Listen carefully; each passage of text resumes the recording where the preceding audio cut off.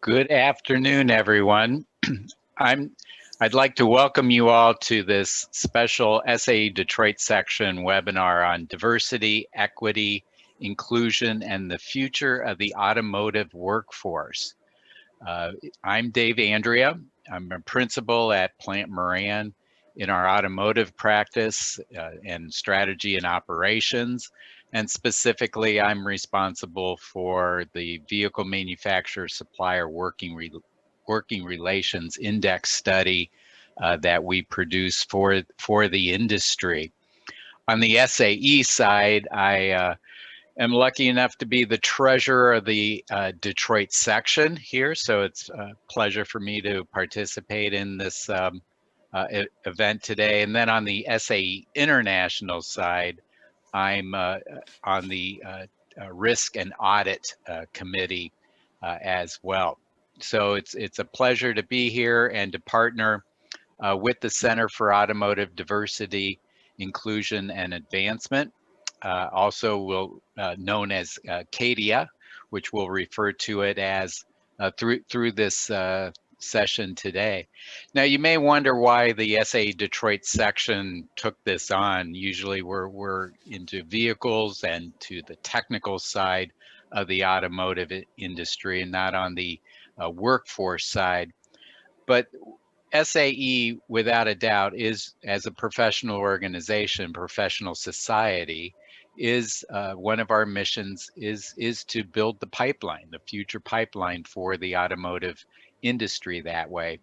And on a personal note, I can tell you, as a part of the SAE Detroit section, as I look around our operations board and our board of directors and the other committees of volunteers, that I can tell you honestly that I know we have better programming, more effective programming and more valuable programming when it's put on, when it's put forth by a diverse organizing board, whether that be by age, by background, ethnicity, and the like, that when we come together with a diverse board, our programming is better. And now I would like to introduce Cheryl Thompson, CEO and founder of KDS. Welcome, Cheryl. Thank you, Dave. Thank you so much for having me, and thank you to SAE Detroit. I'm so thrilled to be here. I love talking about diversity, equity, and inclusion, and especially in this industry. So thank you. Very good. Thanks, Cheryl. Now you've had a great career on the industry side before you came over to the nonprofit side to form KDS. And I know it's difficult to compress 33 years or so into a few stories or anecdotes, but can you share with the audience here what prepared you for taking on this venture, and what motivates you to grow to found it, and then as well to grow it as you're doing? Yeah, thank you. I've had a non-traditional career path. So some may have heard this story before, but when I was in high school, I had plans to go to college and I wanted to do something with computers. And this is in the mid 80s. And I ended up having my son when I was 18. And I had been waitressing as a part-time job, and I kept doing that because it was great money to be able to raise my son. And my dad was an engineer at Ford Motor Company. And Ford had their food service inside. It had not been outsourced yet. And he said, you know, you should see if Ford will hire you because you'll get benefits, maybe your insurance, your education can be reimbursed. So I went and applied at the world headquarters building, and they hired me on the spot. They handed me an apron and said, can you start right now? So that was my first job, you know, washing dishes in my heels and my gray suit. And it was interesting because I got to waitress in the executive dining room, the penthouse, and I was exposed to all of these executives. So I got a peek into their world. And in the late 80s, they were trying to recruit women and minorities into the skilled trades programs. And I knew it was going to be a lot more money than I was making. So I was very interested in it. I knew what an electrician and a pipe fitter did, and I thought, that's great, I can do that, and if I ever got laid off, I could have make a living on the outside. But they were looking for people to go into their tool and die trade. And I did not know what that was, Dave. I thought I was going to make tools and dye them. So my dad, told me, no, you're not going to make tools and dye, and told me what it was. So I did a 4-year apprenticeship over at the Rouge Complex, became a journey person. And I was fortunate enough to have a mentor, and this is before I even knew what a mentor was, come beside me. He was a superintendent, and he said, listen, you don't want to be wrenching on tools your entire life. Why not consider a career in engineering? So he exposed me to his network and the idea of being an engineer. And I went into engineering, and I spent half of my career in manufacturing engineering and operations, both vehicle operations and powertrain. So that's the beginning story. I ended up leaving Ford. I retired. I was leading a powertrain prototype group of about 500 people. And then I went to work at American Axle and Manufacturing. So I was their global prototype director. I was there for a year and a half. So I got to see both sides, the OEM side and the tier 1 side. And I've heard it said, if you can survive in a tier 1, you can survive anywhere. So I had a great experience at AAM, learned a lot more about the industry, and got to see what it was like to be on the supplier side. So that's kind of the background. Yeah. And I'll share that, during my career, I became active in women in manufacturing. I ran a lean in circle during my time at Ford. Did some things while I was at AAM. And what was very clear to me is there was so much talent that was going underutilized, untapped, so much potential there that was not being taken advantage of. So that was really the motivation behind starting KDS. And as I talked to more people with diverse backgrounds, and I'll never forget this, it was a Black gentleman that worked for me when I was at Ford. And he was sharing with me some of the same concerns that I had as a female professional, just not being seen, being second guessed, feeling like you're not good enough. So that's really what led me to start this organization called KDS. And one more little thing, yeah. When you Google KDS, you'll see that it's an underground gold mine in Australia. And so when I was trying to figure out what to call this organization and I saw that, I thought, wow, this is meant to be, because there is so much talent that is hidden underground that we can unearth. And it's a gold mine for companies, and it's a gold mine for talent. And to try to make that mine work for you so that you're not just by happenstance. And in your case, that you got the break to go from being a waitress in the executive dining room, that somebody offered the tool and die apprenticeship activity there. Maybe it wasn't completely by happenstance, but it was a lucky break, right? Yeah. Versus trying to create both a vision for diversity as well as a pipeline to systematically offer these types of opportunities for people who want to pursue them, that you open those up. So as you look at diversity, inclusion, and advancement, those are broad words. They mean a lot of different things to a lot of different people. Let me ask two questions, but I think you just answered the one. My first question was going to be, what do those words mean to you personally? And then why didn't you just stop at the Center for Automotive Diversity, right? Why did you include inclusion and advancement in your name? But I think you just answered that, so that it would be a good acronym to use.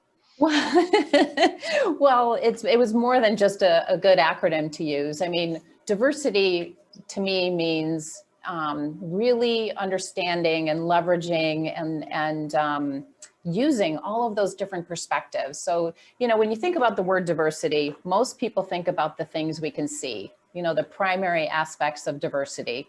So it's like race, gender, ethnicity, age, but there's so many other different factors of diversity.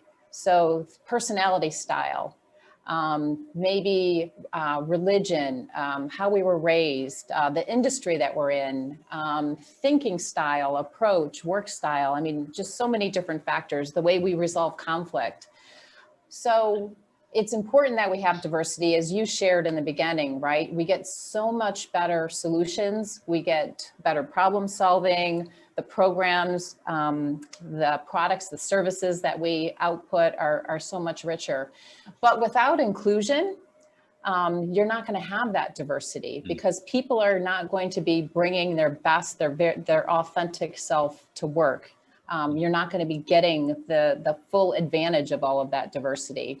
And then advancement is important because, as you were saying, we need to create career paths, a way forward for people so that we can see diversity in all different levels. I mean, if you look at our leadership pipelines right now, you'll recognize it probably looks like a pyramid, right?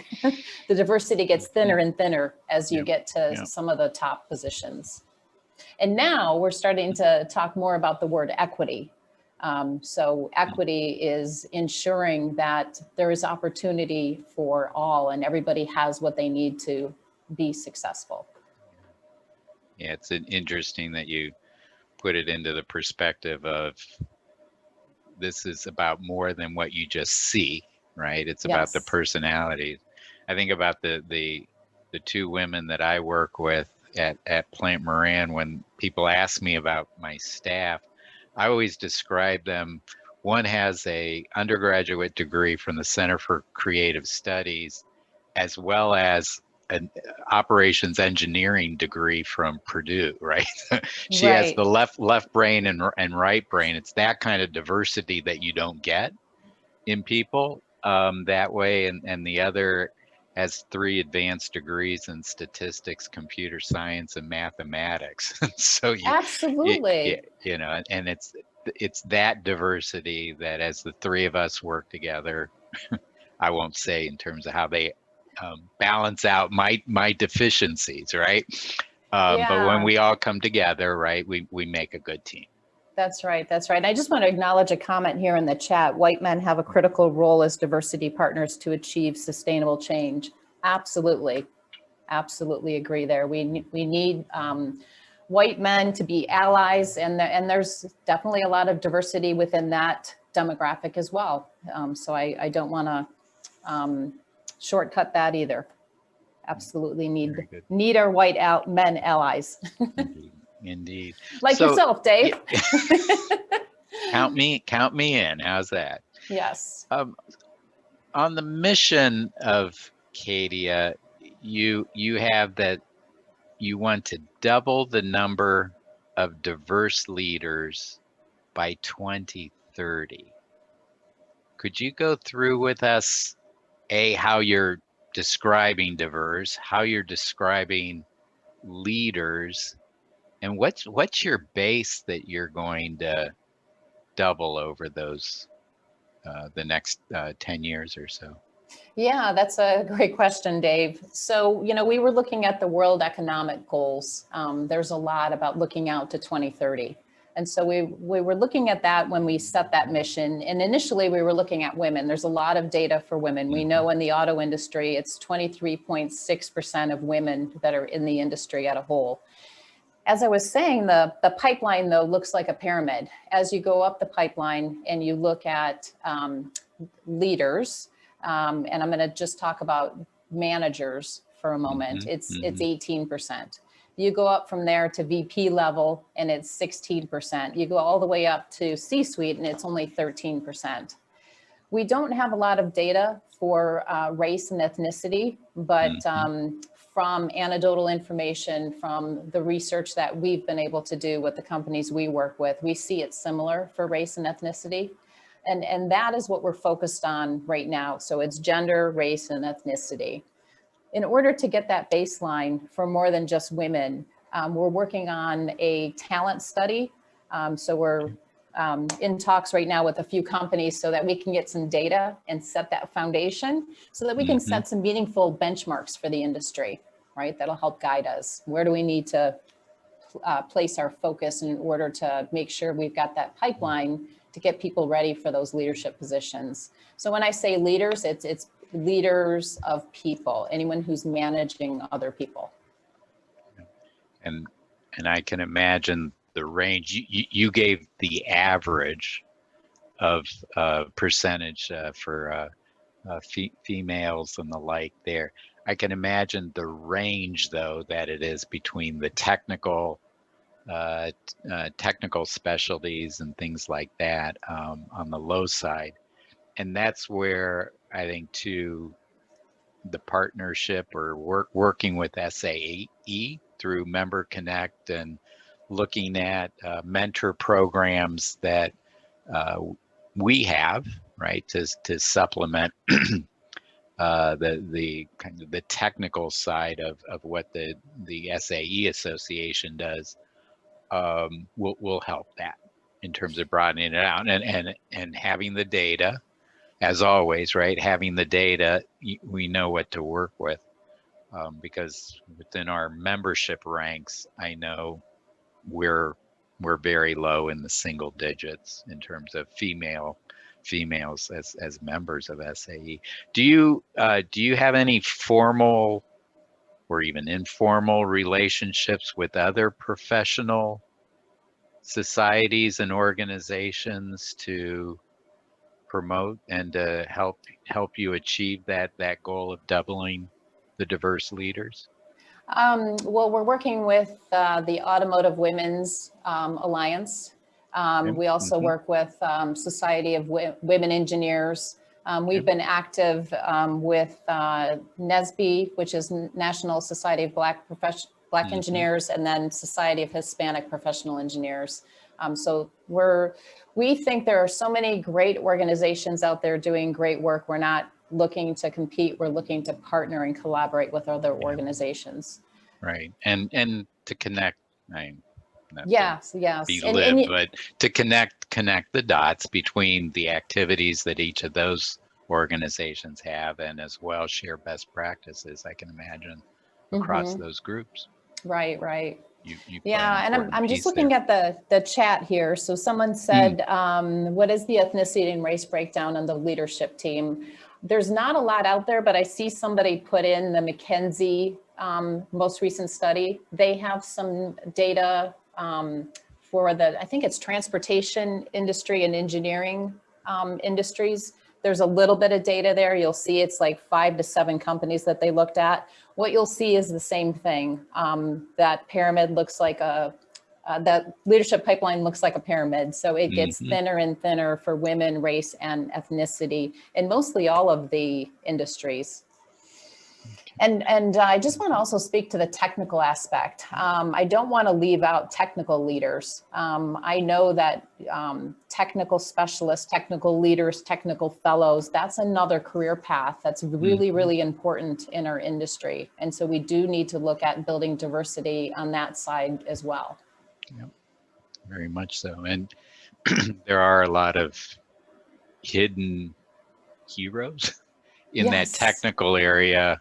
Absolutely. And even there, that gives me an idea, as you talk about, for SAE has our fellows program, right? And there are a number of great women among those ranks and others, without a doubt, that way. So with everyone, the group that's on the call here, I can imagine we have, from the senior leadership of companies down to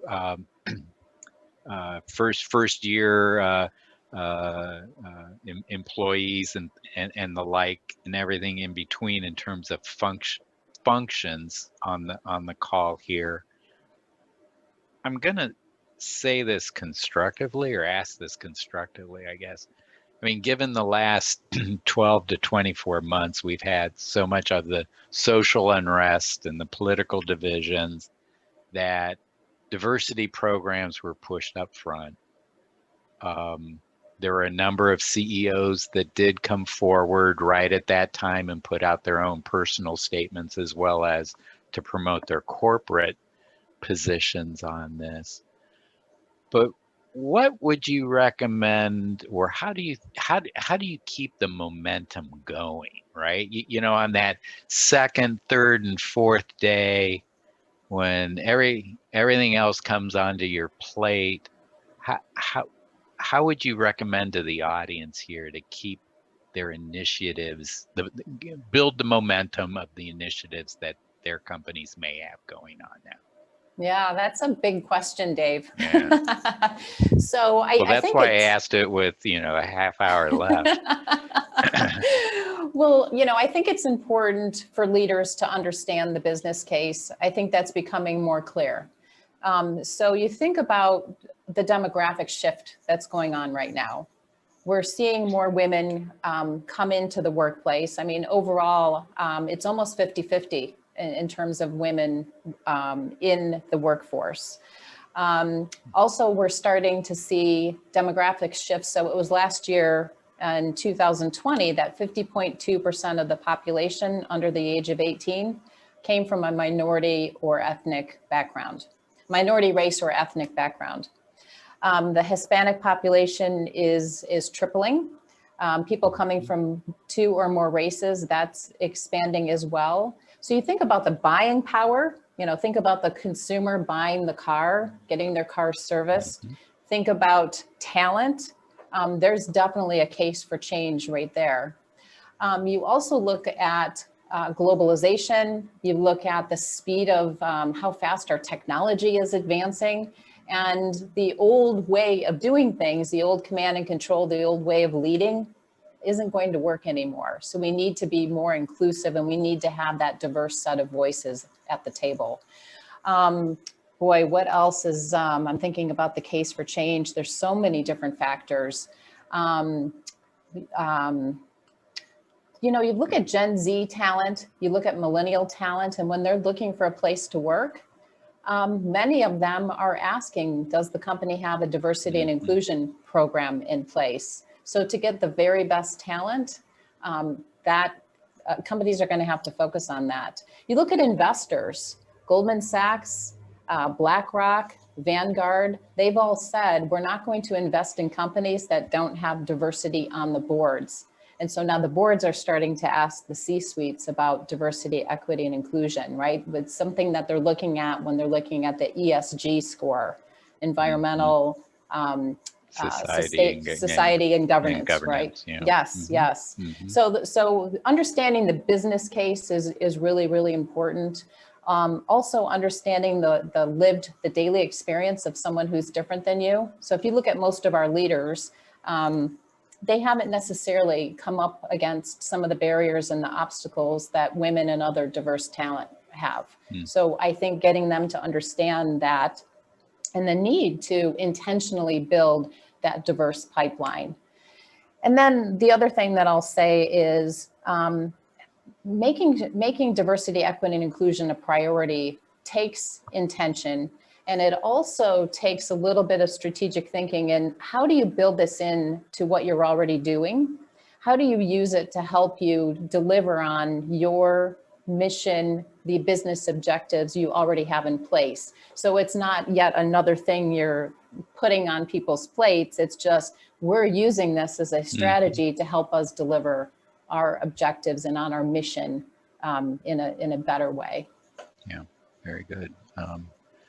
Yeah, as you talk about that, building it into your strategy, I go back to some of the suppliers that, there's always the war for talent, right?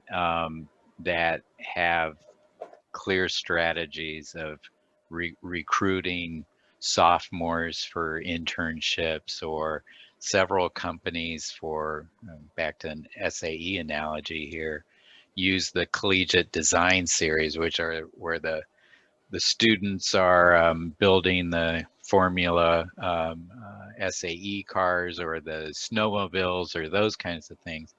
And those companies, the HR departments as well as the engineers, right, are at those events to make sure that they are upfront and getting the talent and the diverse talent that it that they need to build their companies.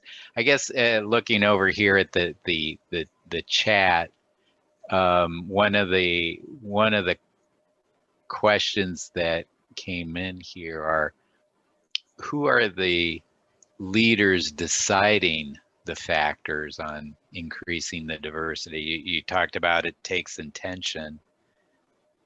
I'd like you to portray, like, it's often we think this is an HR issue, right? Mm-hmm. But are you talking to other functions or other? Absolutely. Whose job is this? This is everybody's job. You know, if so you think about where companies start off with. When they start thinking about diversity, typically it's the legal department. We're worried about EEOC and compliance, right? And so normally when a company first starts thinking about this, it's the legal team, it's compliance, right? When we start to see there's a strategic advantage to being a diverse workforce, now we start to see HR come in. And so maybe there's a little bit of budget, maybe there's some, maybe a diversity council, maybe a couple of employee resource groups that pop up. When we really start to see the shift is when leadership gets on board and understands that this is a strategy for us to be able to deliver on our mission and objectives, that rationale starts to develop. And so now, because it's a priority for the C-suite, the top leaders, all the other leaders are getting on board because they've tied it to the mission of the organization, the values that the company has put in place. We're starting to see some expected behaviors being communicated about inclusive leadership and making sure that we're hearing from all voices. So then it becomes an all leader job. This is, you know, you think about safety, you think about quality, environmental. Those are things that cannot just be one person's job. It has to be an all leader job. And I really think the same thing holds true for diversity, equity, and inclusion. Yeah, and then as you mentioned, when the BlackRocks and the other big capital providers to more than just automotive are getting on board, what's fascinating to me is watching. It's not really attention, but it's a difference in terms of, do you have those market forces, right? Moving, pushing the agenda forward versus a regulatory agenda where you have with California requiring diverse boards of directors, or even NASDAQ and some of the stock exchanges requiring reporting out on boards of directors and the like. So yeah, it's interesting. There's definitely a lot of different approaches. There's some data that came out from Norway. Aaron Durr, professor, I can't remember what educational institution he's with, but he wrote about homogeneity in boards. And so they had the quotas, and he did some interviews pre and post quotas. And he found some interesting things about putting quotas that would have more women sit on boards. And number one, he found out that when you have that group think going on and you introduce an element of diversity, whether it's a female or whether it's somebody that has a different background than the rest of the group, it improves the performance of that dominant group. So in this case, he found out that women showed up to the board meetings better prepared. They actually read the materials. So then that caused the men to start showing up better prepared. They also found out that women take longer to make decisions, right? If they don't fully understand all of the information, they're going to ask questions. There's a lot of going, back and forth. And the decisions are made in the boardroom, and they're not made on the golf course or, country club or wherever. And then the third thing that he found out is women were more likely to look at all of the stakeholders. So employees, the community, customers. Men were more likely to look at the shareholders. And then women were more likely to look at long-term and men were more likely to look at short-term. And the truth is you need both, Yeah, right? You need correct. both views. Yep, absolutely. So, yeah, so, I just thought that was an interesting study.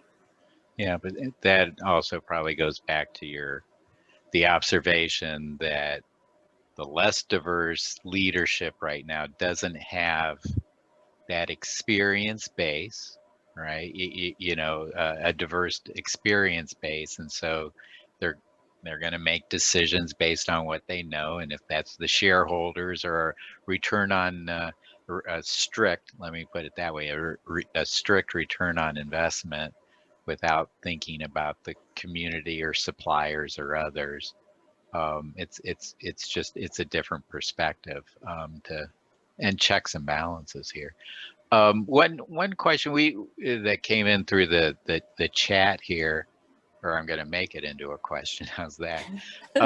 We've been talking about the pipeline coming in, but the comment goes retention is also a key and sadly often overlooked. What in your research or in activities that you've had through Cadia, how are you addressing the retention variable? That's a really good observation. I agree fully 1000%. Sometimes we are only looking at attracting new talent and we're not looking at the talent we already have. As I've said, there's so much talent, there's so much opportunity that is really going untapped, unleveraged. And so when I think about retention, I think about two things. Really ensuring that the leaders have the skills and the tools they need to be inclusive so that people feel comfortable bringing their full and authentic selves to work so that they can actually contribute. Second thing is being more intentional about talent development and giving people opportunities. So I just think about my own story. Working in mostly male-dominated organizations, I looked at leadership and thought, wow, if I ever become a leader, I'm going to have to act like the men. I'm going to have to change who I am. So I did not pursue leadership for a long time. I got stuck in a role for about 10 years. Luckily, I worked for a manager who was not having any of that, right? So he really helped me take on roles that were going to give me more visibility, more exposure so that I could take on leadership roles. So he kept pushing me. And when he flat out asked me about taking on a manager role, I told him, I don't see anyone who looks like me in leadership, right? I don't think it's possible. I don't want to have to change who I am. He was confused and just said, well, I'm going to try to get you some help. So he hooked me up with a female mentor who was an executive VP at the time. And I got to see a female lead in a different way. And I really resonated with, wow, that is possible. So I think ensuring we're giving people what they need to succeed and to challenge people a little bit. So often women will sit back and say, I'm okay where I'm at, right? We have so much on our plates, we don't want to take on that one more thing. But really having leaders who understand what are the unique challenges, how can I make this person successful? I hear all the time from leaders, I tried to get her to take on this position, but she doesn't believe she can do it. And so they just give up. So really pushing and challenging to give people those opportunities is important for retention. And then making sure the resources are there for success, right? Like the manager that you were talking about who went out of his way. He didn't to get you the female mentor, right? To bring in rather than just say, well, I asked her and she said no. Yes, Right. yes. I can't tell you how many succession planning discussions I've sat in where I hear that, oh, she's fine where she's at. It's like, well, wait a minute. Do we know that? Do you need to challenge, you need to push back on that. Right. One of the comments that came in was talking about, are you working with universities and other on the educational side, right, to for advancement that way? Let me also extend it a little bit further because I've heard one of our barriers is guidance counselors in junior high school and high school, right? Because they too have their, maybe it's extreme to say, blinders on, but they know who fits in what positions or the like, and so to make sure that careers in manufacturing or careers in engineering are talked about equally uh, to a diverse population, male or female, or what have you. There, how is Katie looking? And I know you're still in this startup phase, but moving into specific programs and specific things that you're doing, and maybe that's where we can shift the conversation to like your CEO Coalition for Change and things like that, or your other networking groups, because if they're talking about it, then that gets the ears, of course, of the universities, and then down to the local level. Right, right. Yeah. Well, so we have a few different things. We have a corporate membership program, but we also have an individual membership program. So individuals can join. It's only $149 a year, and they get access to 4 different professional development courses. We have something for students that's half off, so $75 a year. And so for students, it's all about helping them get that leadership mindset, understand what does it take to be able to develop a career path that's substantive. What are the right boundaries to set? So we're kind of giving them that early leg up on what does it take to be a leader. So that's one thing that we're doing with universities. We have something every Tuesday called KDS Connects. It's free to join, and that's a great opportunity for networking. When you look at the corporate side, and you mentioned the CEO Coalition for Change, so that's something that we started back in the summer. With the events that happened in the summer with George Floyd's killing and all of the attention put on statements that companies were making, we ran into a lot of CEOs and C-suites that were unsure about putting a statement out because they didn't want to put a statement out and have nothing to back it up. Mm-hmm. So we held a series of roundtables with different C-level people to see if there was an interest in pulling CEOs together to have further conversation about diversity, equity, and inclusion inside their companies and how maybe they could impact social justice. So that ended up with 11 CEOs who came together and worked with KDS and Mish Auto on developing this model for looking at talent, workforce. And so when I think about the universities, that's one little part in our model where we're having companies use their existing talent, often employee resource groups, to reach out to universities, to some of the organizations that are doing workforce development, to expose young talent to opportunities in this industry. So a whole work stream. You have to see it to be it. And so we want talent that is diverse, that is young, that the students can relate to, showing what is it like to be an engineer? What is it like to have take a technical career path forward? So lots of opportunity. And I imagine that all of those opportunities for people to engage with Kadia, those are all on your website and well communicated through there, that people can find out more information about those. Yeah, there's a calendar area under events, and all of the events are listed there, and people have the opportunity to sign up.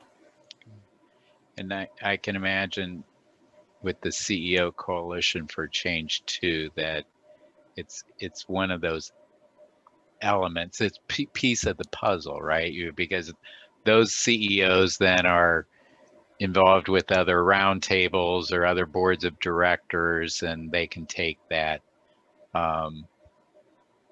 take what they learned in their group out to others as well to spread the word as Yes, you will. the CEO Coalition for Change has become really powerful because the tone has to be set from the top. The priority has to be set from the top. And often, you know, at the very top, it can be lonely. So being among other CEOs, to talk open and honestly, to be a little bit vulnerable, in a place of learning, has been really special. And so, you know, we actually have this model that we built that everybody's following, and that includes, it requires them to commit to 2 actions per year that they're going to commit and report out on. So we had our first report out in January with 2 CEOs. Okay. And the sharing of information, the collaboration, the challenging that goes on between the group was really unique. And we just had our launch event on Monday. And we had 4 of the CEOs be interviewed by a 5th.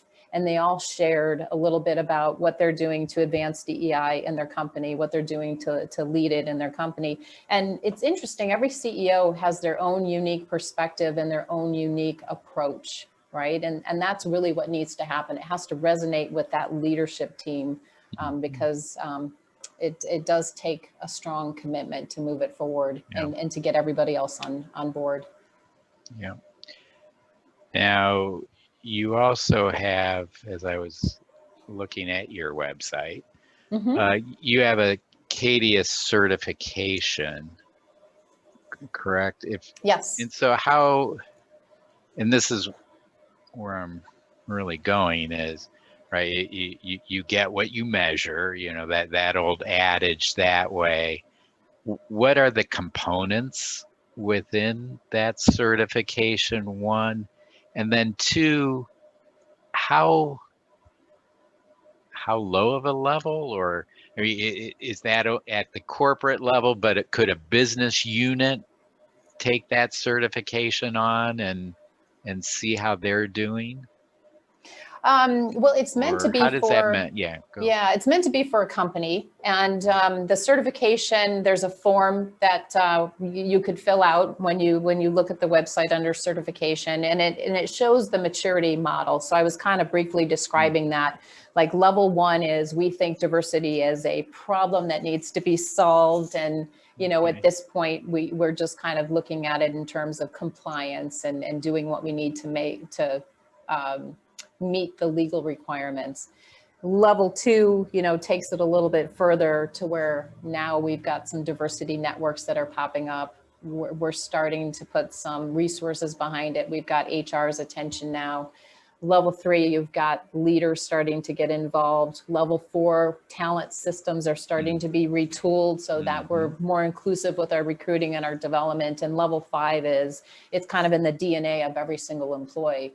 So all we are asking right now is for companies to say, I am committed to moving up that progression, to move further to, you know, from level 1 to 2 to 3 to 4 to 5, right? We give them a badge, they can put it on their website, and it shows, you know, new talent that they're committed to diversity, equity, and inclusion.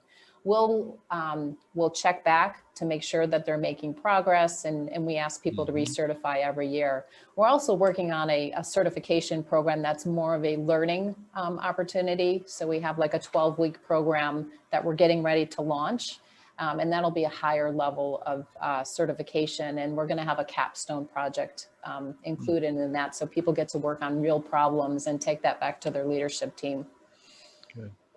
Well, as you talk about the taking on real problems, if I could put you on the spot, not naming names, but thinking back to the CEO Coalition for Change, what were the 2 projects that were talked about?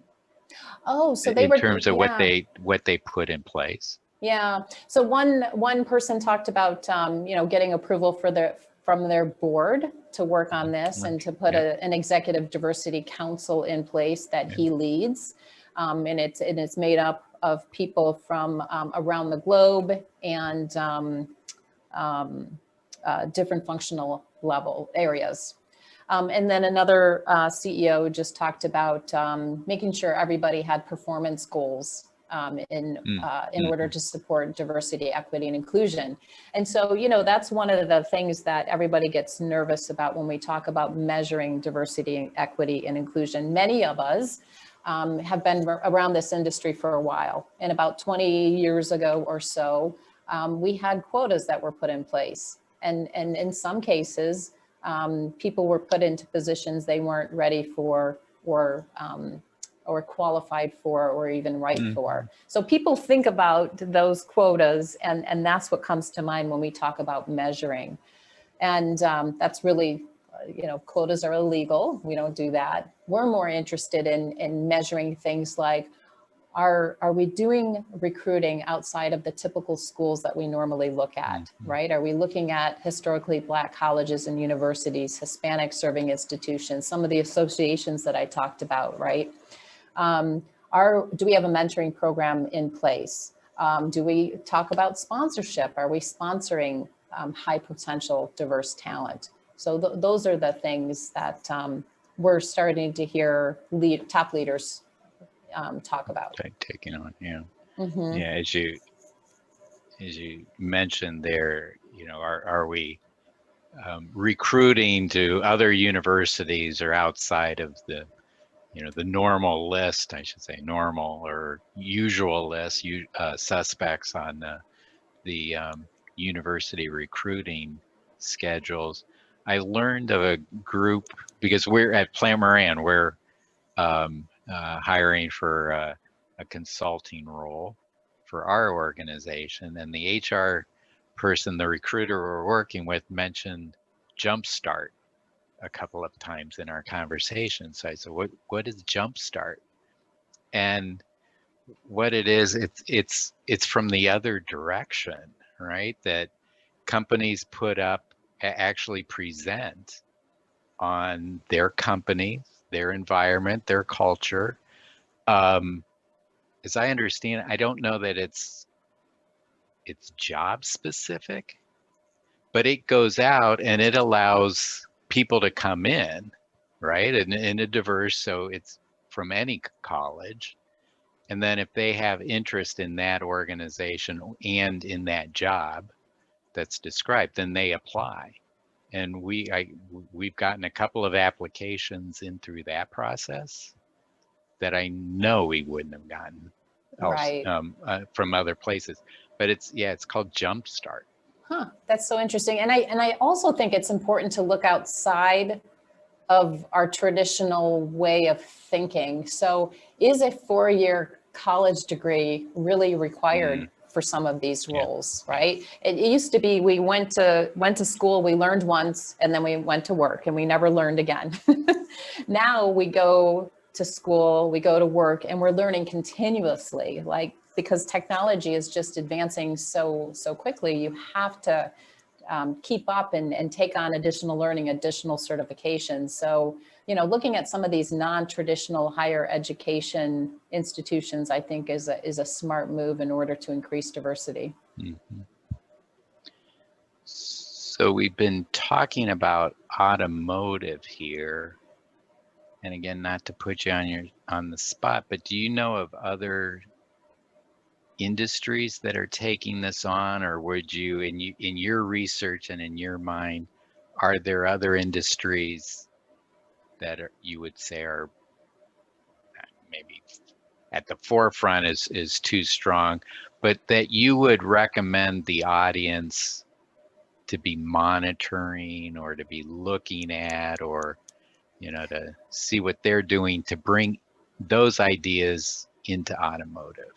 Yeah, there's so the Diversity Inc. Top 50 list is a good place to look for companies who are really excelling in diversity, equity, and inclusion. You'll see a lot of consumer-facing brands there. And so when I think about automotive, I think about the retail side. There's such a strong business case for diversity in terms of people buying the car, people getting their cars serviced. So I think about consumer brands. I think about the potential the retail side has to lead the way in the automotive industry. But I also think about the legal field. You asked if other organizations are doing similar work to CADIA. So there's a couple of institutions on the legal side. So one is called the Diversity Lab. And one thing that they're working on is the Mansfield rule. In fact, they allow companies to be Mansfield certified. So the Rooney rule in football is there needs to be a diverse slate of candidates interviewed for coaching. They've done the same thing in the legal industry. Okay. So they're requiring that diverse slate of candidates.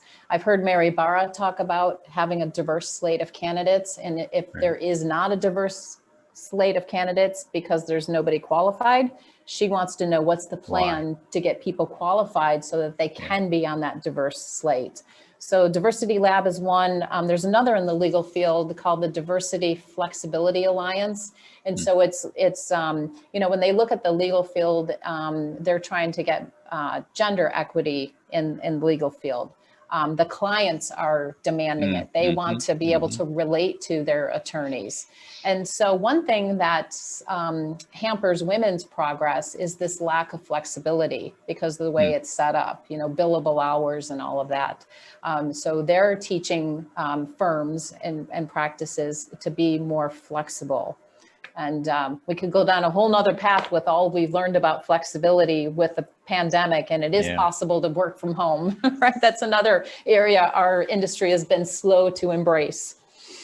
It has been, but it's interesting the number of companies that are asking advice in terms of creating those policies for remote working that way. And or at least refreshing, looking at what they have in place that could be too restrictive. And so this, you know, could be one of the positive elements, certainly, that comes out of all of this. I would at say, least for people who can work remote. Yeah, not possible for everybody, but I would recommend that people document the lessons learned because this will be over soon. We'll be back to normal. We really need to remember what were the successes and what can we build on. Well, as we come up against our hour here, it's been a great conversation. I guess I would point, was there anything in the chat as you were looking at the chat, Cheryl, that popped up into your mind, or Margaret Baxter from Katie? I think you were monitoring that chat just to make sure that we answer questions or perspectives, comments that came in from our audience. Yeah, this is Margaret. There is a very rich commentary going on, so lots of good information being exchanged. We did get a couple of questions, one, and I'm just searching for them now, but one is about whether Katie is partnering with universities to encourage, you know, DE&I concepts even earlier than the first few years in a job that a candidate might have. So maybe Cheryl, you or I could just talk for a minute about, you know, how we are or are not working with universities and other learning institutions. Well, Margaret, I was referring to the student membership that we have in terms of universities, but in terms of formal partnerships with universities, I think we've started to talk to a few. But anything you'd like to add, Margaret? No, we've had conversations with Oakland University, trying to think of who else, Kettering, a few others. And I think eventually we'd really like to have a really robust outreach program right now, because we're still sort of in startup phase. We haven't developed something that's really standard, but obviously that's a part of the conversation. So I'm glad that it was brought up, something we are working on, and we'll have more to report later on, hopefully. Yeah, Lawrence Tech is another one that we've talked to. Yeah, so if anyone has ideas or connections to get us tied in, please reach out and let us know. Yeah, and then I guess the only other thing I would say, there's so much content in the comments. If anybody has a burning question or something that they wanted to bring up, I believe it would be fair if they could take themselves off mute and go ahead and ask, or type something new into the chat now. It's and the other is there's a number of websites or other resources through here too that people have referred to. Yeah, so much great content in the chat. I agree. I was enjoying watching it, but I was trying to pay attention to Dave too. It's like, uh-oh, I'm getting lost in the comments. And vice versa over here, Cheryl. Indeed.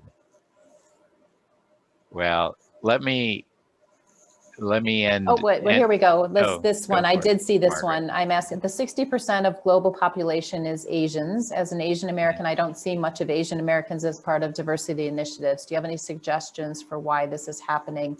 That's a really good question. You're right. I don't see a lot of Asians involved in the diversity discussion. I've talked to some people one-on-one and individually that have had that same question. So I will take that forward and definitely be more intentional about including that population into the discussion. It's important. It's an important one. You know, we have an event coming up with SAE International in April. And I think that is an important population to consider for some of our programming. So thank you for that. Good. Is that part of the SAE World Yes. Congress? WCX. Yep. Okay. Yep. Good. Yeah. Okay. Well, if I can put you on the spot, Cheryl, on would there be, through all of the threads that of the conversation here, one or two things, takeaways that you might leave with us? And the way I'm going to ask it too is, you know, whether it's that, as you mentioned, right, it's part of all of our responsibilities. So that what people can think about tomorrow, Thursday, when they go into their jobs, to keep the momentum moving forward on this, whether it's the first year employee or the CEO, or maybe there's a range there, but Yeah, go for it. I would say the easiest thing we can all do is get to know somebody who's different than you. Bring a person to another SAE Detroit event that's different from you. Gender, race, ethnicity, sexual orientation, right? Just get to know people that are different than you. Look at your network and say, what's missing, and then reach out and form a relationship. So that's what I would offer. And remember that sometimes that's not all visible, those That's differences right. that way. And Good I point. would say that through the Detroit section, whether it's a technical meeting, we're doing many of those online now in very narrow technical aspects, or if it's like the Nissan Rogue program, a vehicle program. There's something that's the one thing I love about the auto industry. There's something for everybody here, right? Right. You know, I don't care if you're, you know, the most that's not, this isn't going to sound right or good. The creative, artistic person, right? That when you think about design and colors and all those, that goes into the automobile. When you think about urban planning and everything else, right, in terms of how that automobile is used, all the way into the manufacturing, right, of these, and coding and software and everything. It's such a diverse, our industry is so diverse in terms of its needs that you would think, and I guess I go back to your points here as I'll summarize it, it takes a clear intention, right, in terms of what we want to do here. And you do have to build it into your ongoing business plan or your objectives, and just make it a part of your daily business life, that you know it's just natural, and the outcome for the business and the outcome for the collegiality, I think, I would hope, improves along the way, right? Absolutely. That it's a better environment. So with that, I thank you, Cheryl, for joining us today and taking you through your career with the development of CADIA, all of the resources and things that you've talked with us about. If you have additional questions, we'll get those to Kadia through events at sae-detroit.org. And I'm biased, but I'll also, in a good way, I'm biased. I encourage you to check out the SAE Detroit section website and Kadia's website. for our upcoming events, as well as the resources that we can provide you to do your job and to develop your personal careers. So with that, I thank everybody for attending, and I'll close the webinar now. Thank you, SAE staff. Thank you, Dave. Thank you, SAE Detroit. And for those who aren't familiar with SAE Detroit, check out what they have to offer. A lot of great opportunities to network on the technical side. Thanks, everyone. Thank you. Bye now.